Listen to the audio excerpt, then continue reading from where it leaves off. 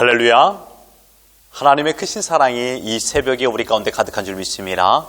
오늘 우리는 레위기 7장 1절로 10절의 본문을 통하여 선택이 곧 은혜입니다 라는 제목으로 하나님의 말씀을 함께 나누도록 하겠습니다. 우리는 계속해서 이스라엘의 5가지 제사에 관한 내용을 묵상하고 있습니다.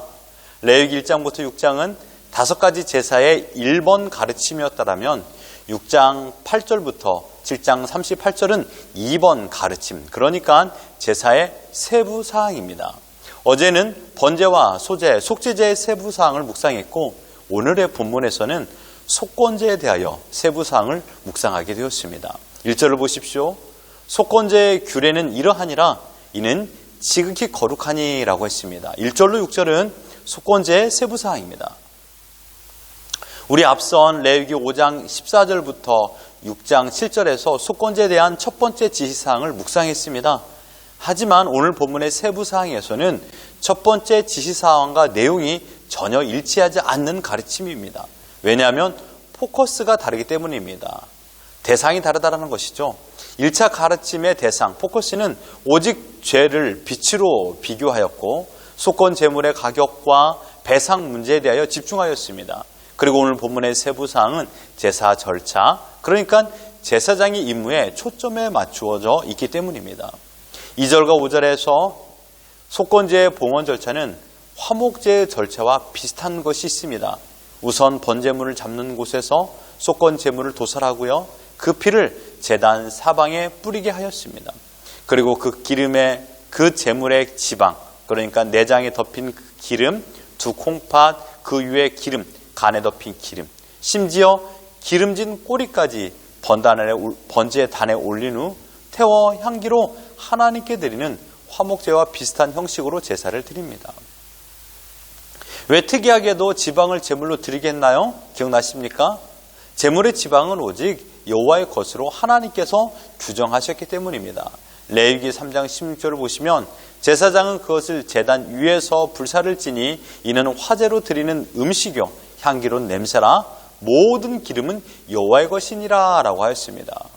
그렇다면 이 제물의 남은 부위, 즉 제물 중 지방을 뺀 나머지 부위는 어떻게 처리해야 될까요? 6절에서 세부 지시사항이 내려집니다. 제사장인 남자는 모두 그것을 먹되 거룩한 곳에서 먹을지니라 그것은 지극히 거룩하니라. 속건제의 봉헌 절차는 화목제와 비슷하지만 제물 중 지방을 뺀 나머지 부위의 처리 방법은 속죄제와 비슷합니다. 제사장에 속한 모든 남자가 남은 제물을 먹으라는 명령을 내리셨습니다. 그 이유는 이것은 지극히 거룩한 제물이기 때문에 거룩한 사람만 먹게 하셨습니다. 그리고 7절로 10절은 번제와 소제, 속죄제와 속건제를 드리고 남은 제물을 어떻게 처리해야 되는가라는 세부적으로 내리는 지시사항입니다. 먼저 7절을 보십시오. 속죄제와 속건제는 규례가 같으니 그 제물은 속죄하는 제사장에게로 돌아갈 것이요. 속죄제와 속건제에 드려진 제물의 고기는요, 그 제물을 드린 제사장이 몫이 됩니다. 그리고 번제를 드린 번제물의 가죽에 대하여서 8절에 말하고 있습니다. 사람을 위하여 번제를 드리는 제사장, 곧 그 제사장은 그 드린 번제물의 가죽을 자기가 가질 것이며 라고 했습니다. 번제물에 드리고 남은 가죽은요, 해당 제물의 봉헌을 담당한 제사장의 몫이 되었습니다. 소제를 드리고 남은 제물은 어떠합니까? 9절과 10절에 화덕에 구운 소제물과 냄비에나 철판에서 만든 소제물은 모두 그 드린 제사장에게로 돌아갈 것이니 소제물은 기름 섞은 것이나 마른 것이나 모두 아론의 모든 자손이 균등하게 분배할 것이니라. 화덕과 냄비, 철판을 이용해서 만들어진 소제물은 제사를 주관한 제사장에게 돌아갔고 기름을 섞은 소제물이나 마른 소제물들은 아론의 모든 자손, 즉 제사장 전체에게 돌아갔습니다. 이 말은 모든 제사장들에게 균등하게 나누어지게 되었다라는 것입니다. 이것이 오늘 본문의 전반적인 내용입니다. 이 가운데 특별히 속건제를 드릴 때 속건 제물을 잡고 행했던 특이한 행동, 2절을 보시면 제사장은 그 피를 제단 사방에 뿌리라고 하였는데 이 의미를 묵상하기를 원합니다. 이렇게 피를 뿌린다라는 것은 아주 중요한 의미가 있습니다. 피는 성경에서 무엇을 상징하고 있습니까? 피는 모든 살아있는 것의 생명을 상징합니다. 그러므로 피를 뿌린다라는 것은 곧 죽음을 선포하는 것입니다. 속건 제물의 피는요, 속건 제물을 죽이고 나서 얻어지는 부산물입니다. 살아있는 것에서 피를 채취하는 것이 아니죠. 죽음 이후에 피를 채취하는 것입니다. 속건제에 드려진 제물이 죽는 것은 그러므로 속건제를 드리는 사람이 하나님 앞에서 자신을 죽었음을 고백하는 의미를 담고 있습니다. 그래서 속건제물의 생명인 피를 제단 사방에 뿌리는 것입니다. 이 피는 곧 죄사함의 피입니다. 히브리서 9장 22절에 피 흘림이 없으는 사함이 없느니라 라고 말했습니다. 우리가 부지 중에 지은 모든 죄, 즉 실수로 지은 모든 죄를 위하여 대신 죽으신 속건 제물이 있으니 그분은 바로 우리 구주 예수 그리스도이십니다. 모든 성도는 그리스도를 희생의 제물로 삼아 하나님께 자신의 죄를 사함받고자 속건제를 드리는 사람들입니다.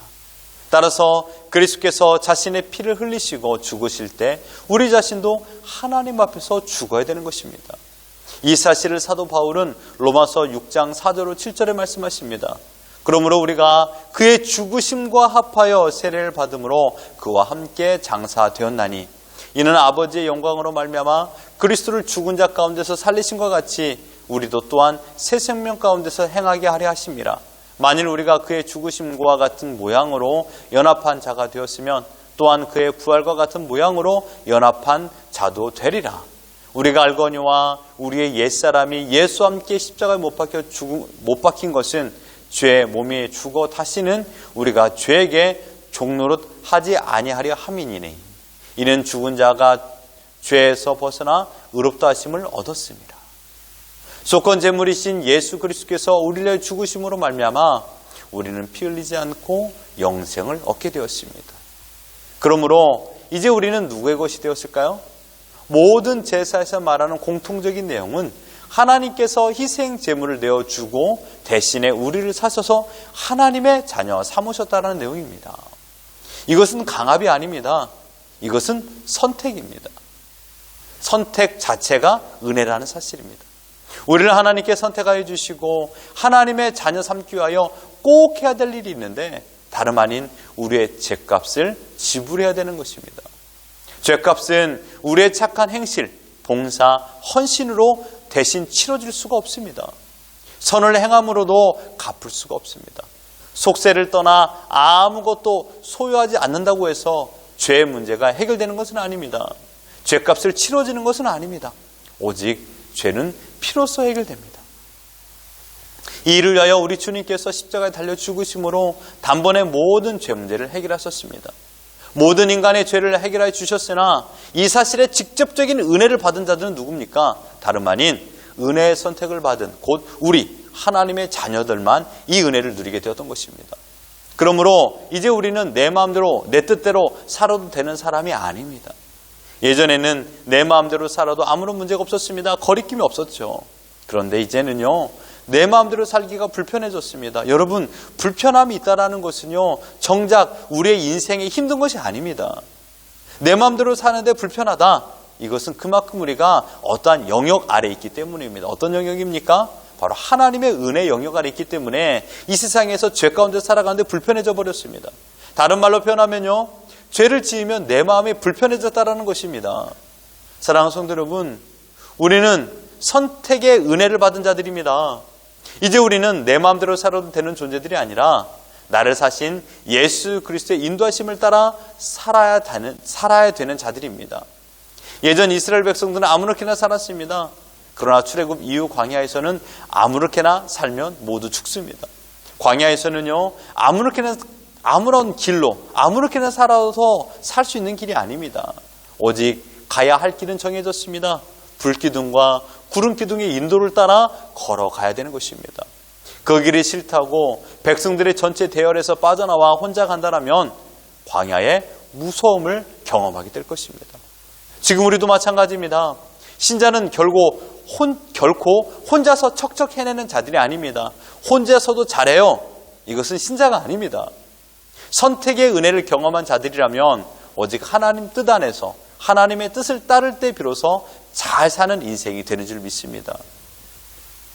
제단에 뿌려진 속건 제물의 피는 속건 제사를 드린 당사자의 죄사함의 피요 용서의 피라는 사실입니다.